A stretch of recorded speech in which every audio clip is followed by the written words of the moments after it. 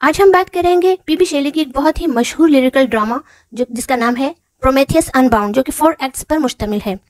और ये उसने इंस्पायर होकर लिखा था प्रोमेथियस बाउंड, जो कि एस्किलस ने लिखा था। और ये पूरा ड्रामा जो है ग्रीक मेथोडोलॉजी के ऊपर डिपेंड करता है। असल में एस्किलस का जो प्रोमेथियस बाउंड था वो एक सेटिस्फाइड एंडिंग नहीं दे रहा था, जिसकी वजह से काफ़ी ज़्यादा जो रीडर्स थे वो खुश नहीं थे। इसी वजह से जब रोमांटिक टाइम आया तो पीबी शेले ने ये रोमांटिक लिरिकल ड्रामा लिखा प्रोमेथियस अनबाउंड, जिसमें उसने कंप्लीट जो है वो एक एंडिंग दी है, जो हैप्पी एंडिंग है, जो कि रीडर्स जो है वो हैप्पी एंडिंग ही चाहते हैं। अब इस ड्रामे में जितने भी कैरेक्टर्स हैं वो सब इमेजनरी हैं और सभी जो है वो नेचर की चीज़ें हैं, काफ़ी बड़ी बड़ी हैं, जैसे कि अर्थ हो गया, ओशन हो गई। तो इस वजह से ये ड्रामा स्टेज पर परफॉर्म भी नहीं किया जा सकता था, तो सिर्फ और सिर्फ रीडर्स के पढ़ने के लिए पीबी शेले ने प्रोमेथियस अनबाउंड लिखा। अब हम इसकी स्टोरी लाइन देखते हैं। इस ड्रामे में जो कैरेक्टर है प्रोमेथियस, वो 3000 साल से एक पहाड़ के अंदर कैद है। और इसको कैद किसने किया है? ग्रीक मेथोडोलॉजी का सबसे बड़ा गॉड था ज़्यूस, जो कि जुपिटर नाम से भी जाना जाता है।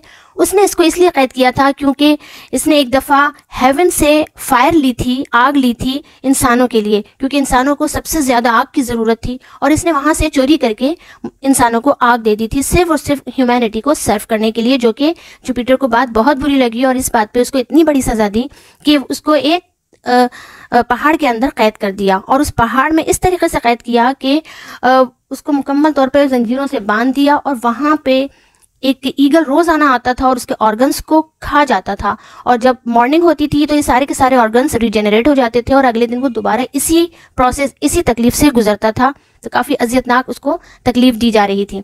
3000 साल गुजरने के बाद वहाँ पे 3 मजीद कैरेक्टर्स होते हैं, जो कि ओशन के कैरेक्टर्स होते हैं, यानी कि ओशन की परियां होती हैं 3। एक का नाम होता है एशिया और आयन और पैंथिया। आयन और पैंथिया 2 बहनें होती हैं और एशिया जो है इसकी शादी भी होती है प्रोमेथियस से। ये सारी चीज़ें इमेजनरी हैं। तो फिर यहाँ पे इन लोगों को बहुत दुख होता है कि किस तरह से प्रोमेथियस को आज़ाद करवाया जाए।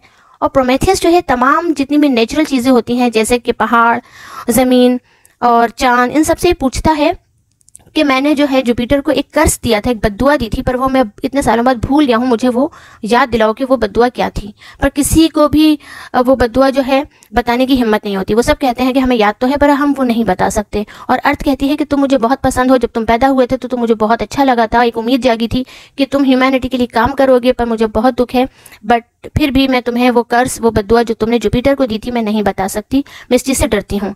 बहरहाल वो एक फैंटम जो है उसको कॉल करता है, फैंटम आता है और उसको वो कर्स बताता है। वो कर्स ये होता है कि वो जुपिटर से ये कहता है कि चाहे सब तुम्हारे आगे झुकें पर मैं तुम्हारे आगे कभी नहीं झुकूंगा और एक ना एक दिन तुम्हारे गुरूर खाक में मिल जाएगा। जब उसको अपना कर्स याद आता है तो उसे बहुत दुख होता है कि मैंने खामखा किसी को झुकने की, या फिर किसी को झुकना तो ठीक है, लेकिन मैंने उसको ये बद्दुआ दे दी कि वो मतलब उसका डाउनफॉल हो जाएगा।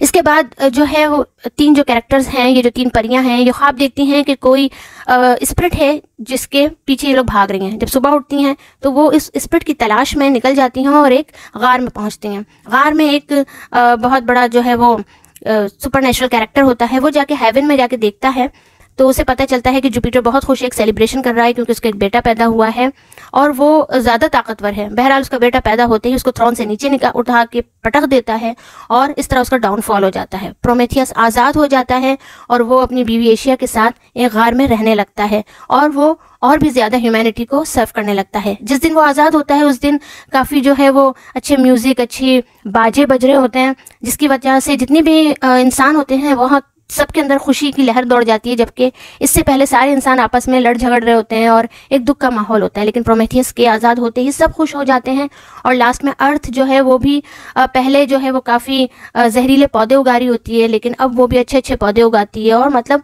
हर चीज़ नेचर की बहुत खुश हो जाती है। तो ये एक सेटिस्फाइड एंडिंग थी जो कि पीबी शेले ने इस वाले ड्रामे में की।